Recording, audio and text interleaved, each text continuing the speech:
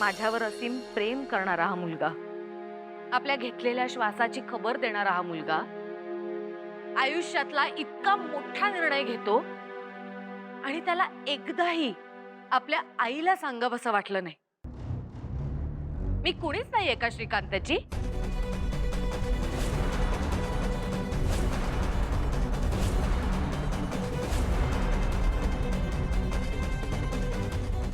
वहिनी, हे सगळं रामायण सांगत बसण्यापेक्षा आदित्यला बाहेर काढा ना घराच्या.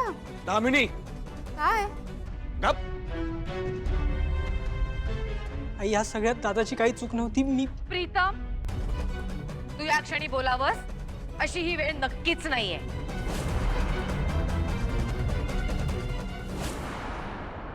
मला माहिती होतं जे घडलं ते आईला सांगायला हवं होतं. तिला माहिती असणं गरजेचं होतं. आणि आई, मी खरंच सांगतोय तुला, मी सांगायचा खूप प्रयत्न केला तुला. तू परिस्थितीच अशी होती की मी नाही सांगू शकलो ग तुला. आणि खरंच सांगतोय, माझी चूक झाली, मला माफ कर. किंवा तुला जी हवी ती शिक्षा दे, पण प्लीज तू असं स्वतःला त्रास करून घेऊ नकोस. तू जे केलंयस ती चूक नाहीये, फसवणूक आहे, विश्वासघात आहे. तुझं नाव आदित्य ठेवलं कारण तू सूर्यासारखा नेहमी चमकत राहावास. कुठलीच गोष्ट तुझ्या सत्याच्या तेजापुढे आडवी येणार नाही. तू कायम तेजोमय राहावास.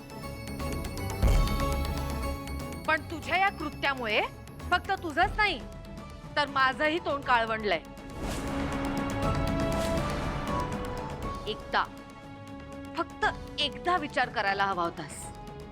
एकदा शब्द टाकायला हवा होतास. पण तू या बिझनेसच्या नादात इतका गुरफटलायस ना की हा बिझनेस ज्या मूल्यांवर उभा आहे तेच विसरलास. स्वतःच्या महत्वाकांक्षेसाठी पारूचा वापर केलास. अगं पण ते शूट कॅन्सल झालं असतं तर आपलं करोडोचं नुकसान. चाललं असतं.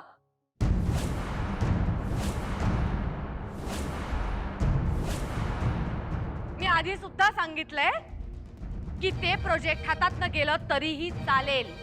अशी 100 प्रोजेक्ट उभी करू शकते ही अहिल्यादेवी किर्लोस्कर. विसरलास? तू बिझनेस मध्ये इतका गुंतलायस की माणसाच्या भावनांनाही महत्व असतं हेच विसरलायस. आणि या कृत्याची जर तुला माफी हवी असेल तर ती मिळणार नाही.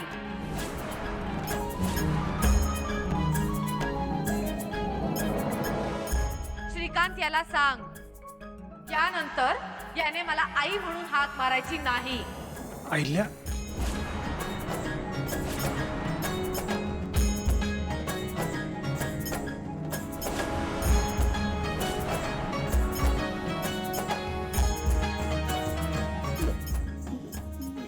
देवी आई, एकदा त्यांचं ऐकून तरी घ्या.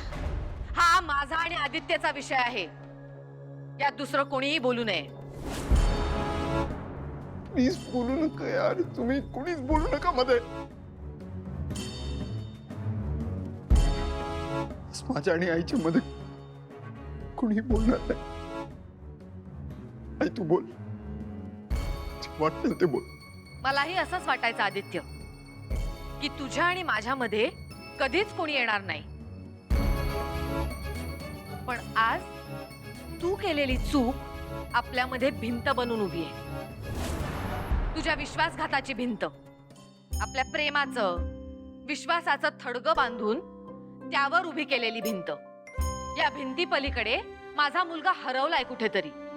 मला माझा आदित्य दिसतच नाहीये.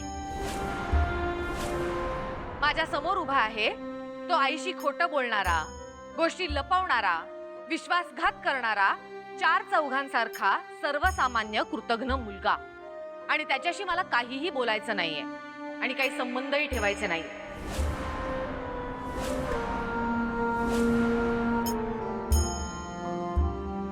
मी तुला कधी माफ करेन असं मला वाटत नाही. आपलं आई मुलाचं नातं आज संपलं. आज संपलं. आज संपलं. आज संपलं.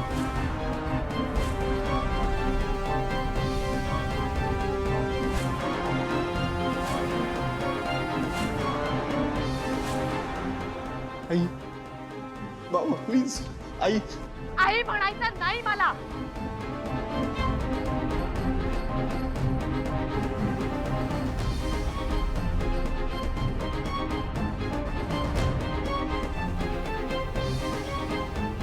दादा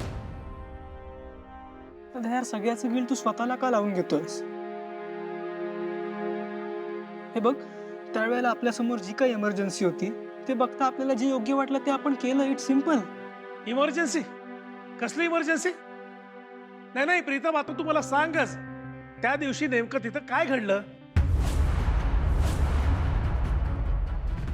बाबा बाबा मी सांगतो, एक मिनिट. दादा काय आहे? नाही रे आज थांब जरा. काय? आणि तसंही मी एक वाया गेलेला मुलगा आहे, सो फारसा काही फरक पडणार नाही. आणि तू विसरलायस का हे सगळं माझ्या हट्टामुळे झालं? बाबा मी सांगतो त्या दिवशी काय झालं होतं. प्रीतम,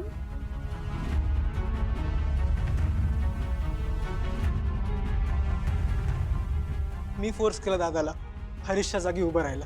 हरीशच्या जागी म्हणजे? हरीश तर त्या दिवशी शूटिंगला आला होता ना? हो आला होता, मग पण शूटला 5 मिनिट बाकी असताना तो अचानक कुठेतरी गायब झाला.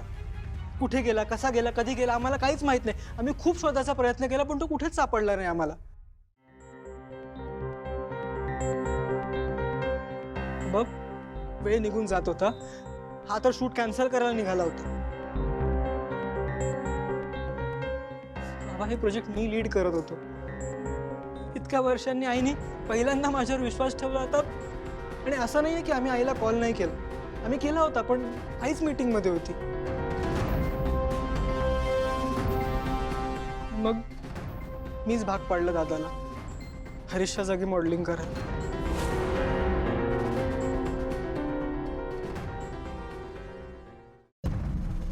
पण हरीश गायब कुठे झाला आणि कसा?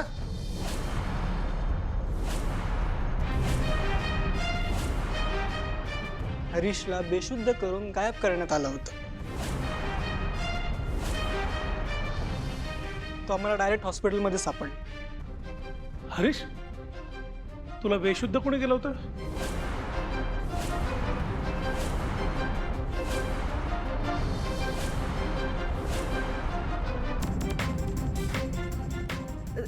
दादासाहेब, मी मी मी मी मी मी काहीच केलं नाहीये. मला माहीतच नाहीये मी का करेन हे सगळं, नाही का? या घरात काही घडलं ना तरी सगळे माझंच नाव घेतात. मला काय मिळणार आहे हे करून? मी का देईन ना वेटरला पैसे? मी का सांगेन हरीशच्या ज्यूस मध्ये औषध टाकून त्याला बेशुद्ध करा म्हणून? सांगा ना, सांगा मला.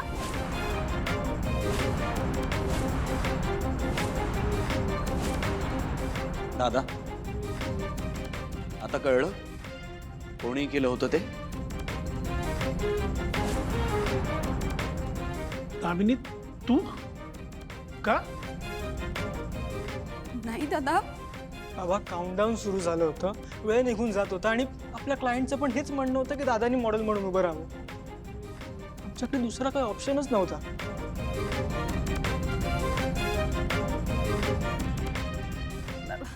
दादा पण ना यात माझा काहीच रोल नाहीये. मला माहीतच नाहीये, मी नाही केलंय हे सगळं. मला वाटतंय या मारुतीने आणि पारूने मुद्दाम केलं हे सगळं. त्यांनी वेटरला सांगितलं की हे घ्या पैसे आणि दामिनीचं नाव घ्या.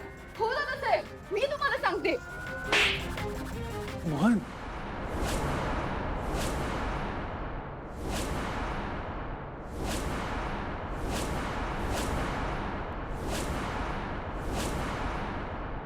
तुझ्यामुळे झालं हे सगळं आणि आता कांगावा करतेस? ऍड मधून मिळणाऱ्या प्रॉफिटचा 1% पारूला मिळणार होता. हे तुला सहन झालं नसतं ना, म्हणून केलंस नाही सगळं.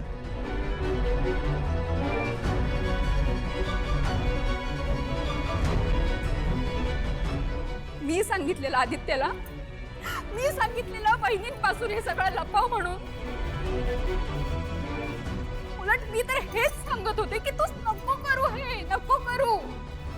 पण नाही ऐकलं त्यांनी माझं. विचारा त्याला. हा, वहिनी माझ्यावर नाही त्याच्यावर रागवले. तो खोटं बोलाय वहिनीचे, त्यांनी फसवलंय त्यांना. एवढंच जर होतं ना तर हरीश नव्हता म्हणून शूट कॅन्सल करायचं होतं, पण नाही. आदित्य, तुलाच या पारूच्या शेजारी मॉडेल म्हणून उभं राहायचं होतं का?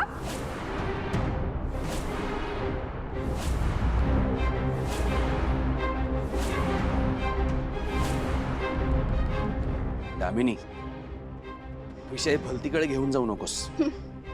ओळखतो तुला मी. तू काय चीज आहेस हे मला चांगलं माहिती.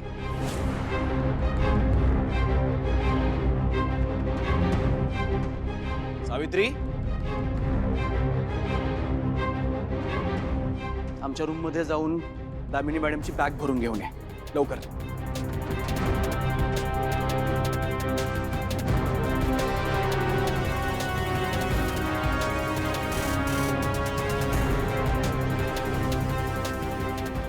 मारुती दादा, या तुम्ही.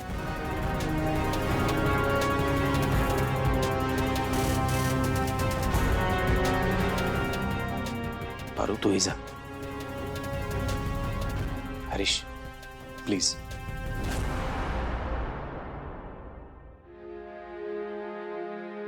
मोहन, कुठलाही चुकीचा निर्णय घेऊ नकोस.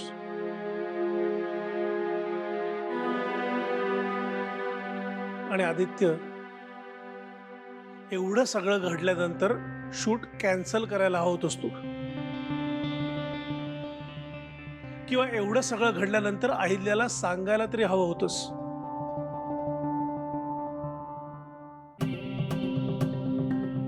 मी बोलतो अहिल्याशी, प्रयत्न करतो तिला समजावण्याचा. प्लीज बाबा.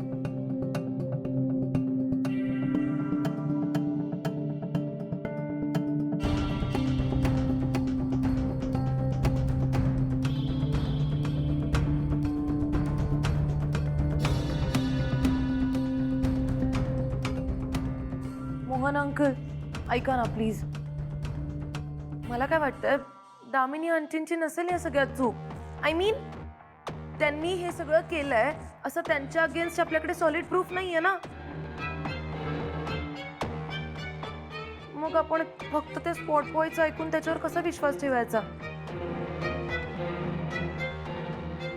C, after all Damini aunty is a family. नाही दिशा, हिच्या डोक्यात ना नेहमीच काहीतरी वाईट शिजत आलंय. आजवर बऱ्याच वेळा मी दुर्लक्ष केलं.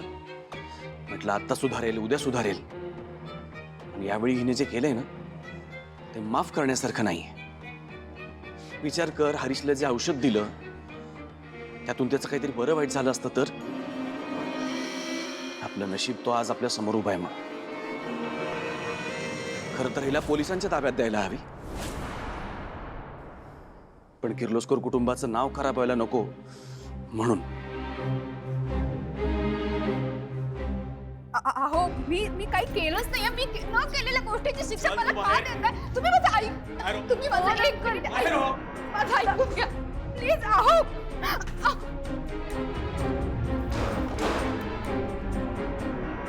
अहो अहो, प्लीज प्लीज मला एक वेळ माफ करा ना. एक वेळ. मी परत नाही चुकणार, कधीच नाही चुकणार. पण आता एक वेळ घ्या ना घरात मला प्लीज. एवढं रात्री भर पावसात मी कुठे जाणार बिचारी, सांगा मला. ऐका ना माझं. हे बघा, मी जर घरात असेल ना घर मोकळं वाटेल. तुम्हाला सगळ्यांना बोर होईल. प्लीज प्लीज घ्या ना घरात. प्लीज घ्या ना मला घरात. माझा नवरा ना असं निर्दयी आहे. त्या बायकोला इतक्या रात्री भर पावसात कोणी बाहेर काढतं का? काय नशीब आहे माझं. अहो बाबा जे झालं ते झालं. आता तुम्ही स्वतःला त्रास करून नका घेऊ.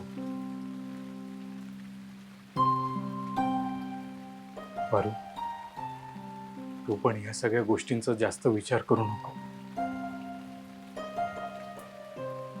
बाबा, खूप उशीर झालाय, मी येतो.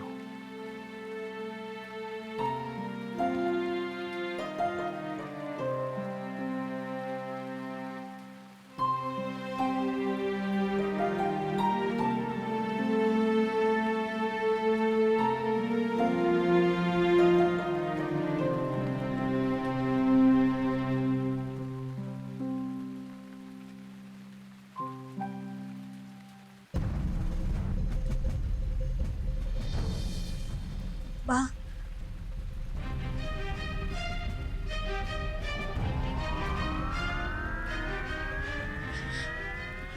बा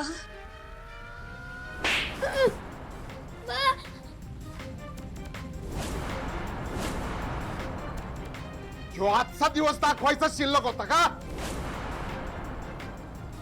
त्याच्याकरता गावाकडनं इथं माझ्या छाताडावर येऊन बसलीस.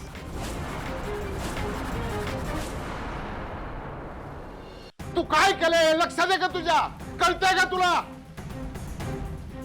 मी बघितलंय आहिल्या मॅडमनी आजपर्यंत आदित्य बाबावर कधी हात उचलला नाही, रागवला नाही. पण आज काय केलं त्यांनी? हात उचलला तुझ्यामुळं. तुझ्यामुळं आहिल्या मॅडम आदित्य बाबावर रागवल्या, चिडल्या. त्यांच्यात अंतर पडलंय फक्त आणि फक्त तुझ्यामुळं. बा मला खरंच माहित नव्हतं की हे समजा इथपर्यंत जाईल. मला खरंच कल्पना नव्हती की हरीश सरांच्या जागी आदित्य सर बसणार आहे. हरीश सर होते म्हणूनच तर मी तयार झाले, ते बी देवी आईंच्या परवानगीनं. शूटिंगला आदित्य सर बसल्यावर एवढं समज होईल माहित असतं ना तर मी कधी बी तयार नसते झाले. हे आता बोलून काय उपयोग आहे? धनुष्यानं बाद सुटला ना परत भात्यात येणार आहे का? किर्लोस्कर कुटुंब करता रक्ताचं पाणी केलंय मी. झिजलोय. एका मिनिटात वाट लावली तू. पापाचा खाईत लोटलाय मला. पापाचं काही दादा वेळ लागलाय का तुम्हाला? जे काय झालं त्यात पारूचा काय दोष आहे? मालकाने जे सांगितलं ते ऐकलंय फक्त तिने. मला सांगा मारुती दादा, मालकाच्या शब्दाबाहेर जायची हिंमत तुमच्यात आहे ना माझ्यात आहे? आणि आदित्य बाबांना तरी काय माहिती होतं की गोष्टी या थराला जातील म्हणून?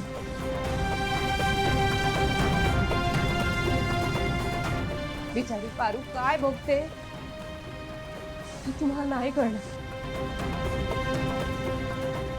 त्या जाहिरातीच्या लग्नाचा पारूच्या मनावर काय परिणाम झालाय याचा विचार केलाय कधी तुम्ही?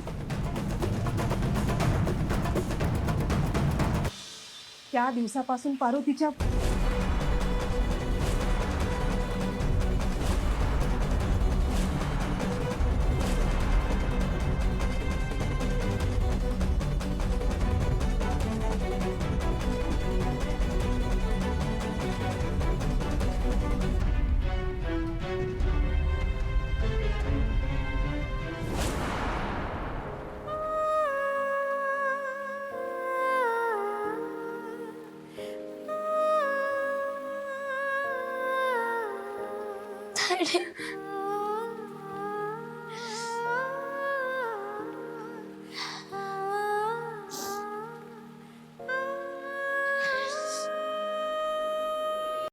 येस येस हेच बघायचं होतं मला. आता या अहिल्या देवी किर्लोस्करचं एम्पायर पत्त्याच्या बंगल्यासारखं कोसळणार आणि मी हे सगळं माझ्या डोळ्यांनी बघणार. वाव!